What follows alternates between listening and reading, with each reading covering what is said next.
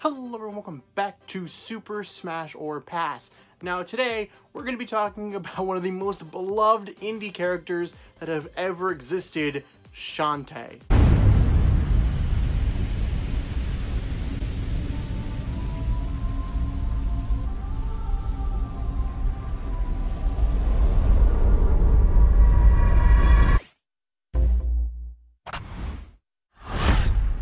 Now, Shantae first made her appearance back in 2002 on the Game Boy Color. Now, yes, this character is an indie character, but this game was originally published by, I believe it was Capcom, which WayForward then proceeded later on to reboot the franchise as their own. Now, Shantae does have a history that is a lot longer than people tend to think, because we tend to think of her in her current appearance, which is up here, of course, but she actually had this Game Boy Color game way back in 2002. But then, of course, Shantae Risky's Revenge came out on the DS in 2010. Shantae then went on to spawn two sequel games, and that's Shantae and the Pirate's Curse for both the 3DS and the Wii U in 2014, and Shantae Half-Genie Hero on the Wii U, and it has recently been ported over to the Nintendo Switch as well in 2016. So Shantae is a character that I think stands out a lot because of her moveset potential. Much like Isaac from last week, Shantae has a vast majority of moves that you could pull from, whether it just be her basic moveset or her many transformations that are found within the game. This really makes her a lot more different and helps her stand out from the cast because we don't really have transformations. And this is also something that, of course, would be similar to a character like a Banjo-Kazooie if they were implemented into the game, or even a character like Ukulele, but, you know, Shantae has her own different forms of this, and it's a lot different, but we should point that out because Banjo was a previous contender in this series. Shantae's transformations also, I think, eliminates her risk of running into platformer syndrome, which of course we talked about characters like Crash Bandicoot. And I think that, like I said, because of her unique transformations, she's not going to play like anybody else in Smash Brothers, and that gives her a huge boost. In fact, when it comes to moveset potential, I think she's the second strongest contender we've ever had, right behind Isaac from Golden Sun. For her final smash, I think they should pull from one of her transformations. It'll probably make the most sense, but they could also pull from things like a boss character in the game or just one of her moves. Now, personally, I'd love to see her Blobfish transformation be your final smash, because that'd be funny, but that's probably not what they would go with, but I think it'd be funny. And of course, the main villain of the franchise, Risky Boots, would also definitely work as an assist trophy. I'm not sure if Risky would work as an Echo Fighter because of transformations. I don't know if Risky could do that.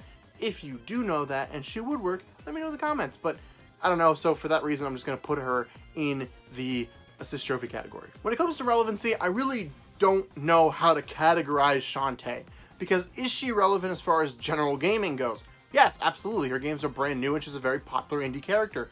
However, the thing about indie games is they're not really usually as well known with casual fans, and we got to remember this. While yes, the series is made for more hardcore gamers in the sense of people who, you know, collect and are more interested in video games than the average consumer still plays a large part in making Smash Bros. A success. And I don't know that many casual consumers are gonna know about characters like Shantae or even Shovel Knight just because of the fact that they are indie characters.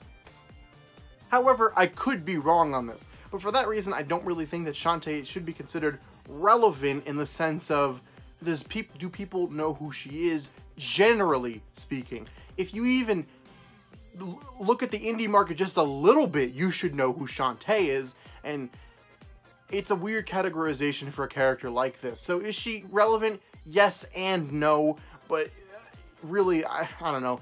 Again, like I've been saying, it's a weird thing to categorize with indie characters specifically. So, Shantae is clearly one of the strongest competitors we've had in Super Smash or Pass. She has a Pass.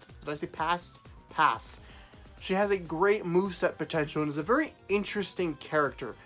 However, there is a massive roadblock in Shantae's way into coming into Super Smash Bros., in my opinion. And that really isn't even a good roadblock.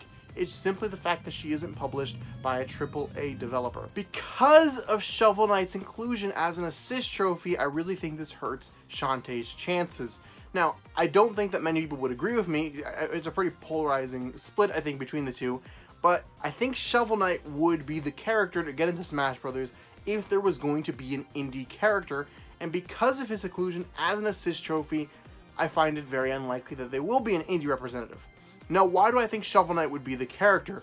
Well, of course, because Shovel Knight has appeared in so many different indie games, and yes, Shantae has as well, but I don't think as many as Shovel Knight.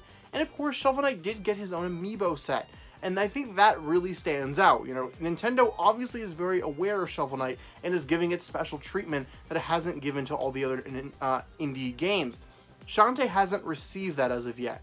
And while it's definitely possible that Shantae could still be included, and it doesn't necessarily exclude her from being included, I don't think her chances are very likely as a fighter, and for that reason I'm going to be giving Shantae the verdict of pass. Game over.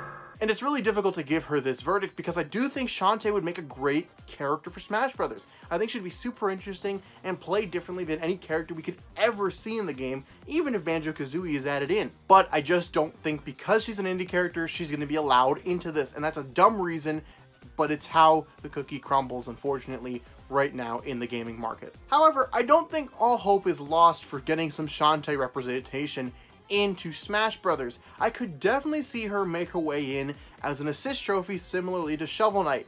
Like I said, aside from Shovel Knight, I really think Shantae is one of the most recognizable indie characters, and I think it'd be cool if they gave some of the indie characters like Isaac or the character from Gunvolt or these kind of characters, because of course Nintendo is a large supporter of indie developers with the Nindies showcases they do and just the general support they have for indie developers. So it'd be cool to see that love being brought into Super Smash Bros. With assist trophies, and I know it's not what fans want, but it's still a huge thing for indie development, and I think it'd be a good thing to see included in the game. But of course, that's just my opinion. Let me know in the card. I don't know if it's here or there anymore. I don't know. Let me know, what's your verdict? Does Shantae need to stay, or does she need to chasse away? I don't know. It's a RuPaul's Drag Race reference. I don't know why. It's the word that they use, and or at least it's similar. I don't know. It's a bad reference, but it's the reference I got. Anyway, guys, remember to like, comment, favorite, subscribe, do all that fun stuff down below. Let me know who you would like to see get a Super Smash or Pass episode, and we'll see you guys next week. Bye-bye.